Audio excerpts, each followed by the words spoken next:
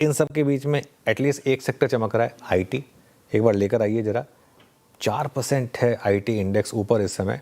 और क्यों है, बात करते हैं। सीएलएसए ने एक रिपोर्ट निकाली है, आशीष से समझते हैं क्या कहा सीएलएसए ने जो इतना भागा आईटी इंडेक्स। आशीष बताइए। सर, एक तो आईटी स्टॉक्स इतने ज़्यादा टूट चुके हैं, अभी थोड़ी देर पहले हम चर्चा भी कर रहे थे। एक बार मैं आपको रिटर्न दिखा देता हूं कि क्या हालचाल यहां पर आईटी इंडेक्स का देखने को मिल रहा है। अब आप एक हफ्ते और एक महीने में देखें तो थोड़ी सी राहत देखने को मिल रही है। 4-4% के मूव है, बढ़िया लग रहे हैं। लेकिन इस साल 20%, एक साल में भी देखें तो निवेशकों का पैसा नहीं बना। 17% की बड़ी गिरावट यहाँ पर आपको देखने को मिली है।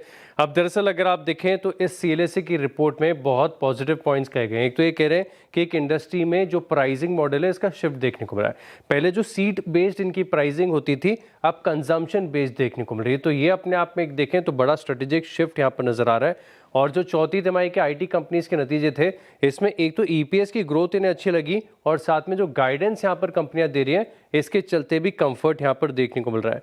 अब ये बता रहे कि आईटी कंपनीज की, जो भारतीय आईटी कंपनीज हैं, इनकी पार्टनरशिप है सास कंपनीज यानी सॉफ्टवेयर एज अ सर्विस वाली कंपनीज के साथ, जिनकी अगर आप देखें तो डिमांड काफ़ी हेल्दी देखने को मिल रही है। और जो प्रोडक्ट इंजीनियरिंग है, इम्प्लीमेंटेशन रिलेटेड वर्क है, इसमें लगातार ऑर्डर और डील्स देखने को मिल सकती है। तो रेवेन्यू विजिबिलिटी काफ़ी बढ़िया यहाँ पर देखने को मिल रही है। इसी के चलते बता रहे कि सास कंपनीज में एक आईटी स्टॉक है विप्रो, जिसका सबसे ज़्यादा एक्सपोजर है, इसको फ़ायदा यहाँ पर देखने को मिल सकता है। तो ये इनकी टॉप पिक्स में से शामिल है।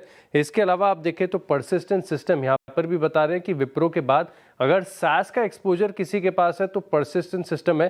फिलहाल 5% की तेज़ी यहाँ पर आपको देखने को मिल रही है। लेकिन बड़ी बात यह है कि बता रहे कि डिमांड बढ़िया देखने को मिल सकती है और जो स्ट्रक्चरल प्राइसिंग शिफ्ट यहाँ पर देखने को मिल रहा है, इसके चलते आईटी पर ये बुलिश नजर आ रहा है।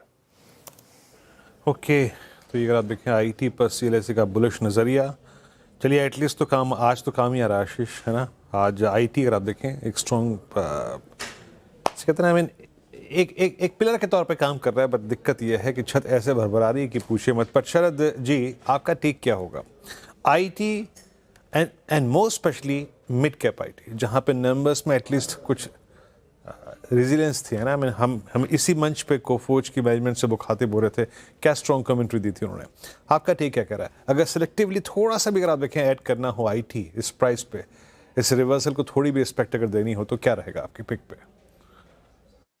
मुझे तो लगता है वीरेंद्र जी की अक्रॉस द बोर्ड सारे आईटी स्टॉक्स ही काफी अट्रैक्टिवली प्लेस्ड है। और ये बात हम तो काफी समय से बोल रहे हैं कि जो कंसल्टेंसी बिजनेस वगैरह में वो मूव कर रहे हैं, जो स्वेट शॉप वाला सिस्टम था उससे शायद अपग्रेड हो रही है पूरी आईटी स्पेस इंडिया की।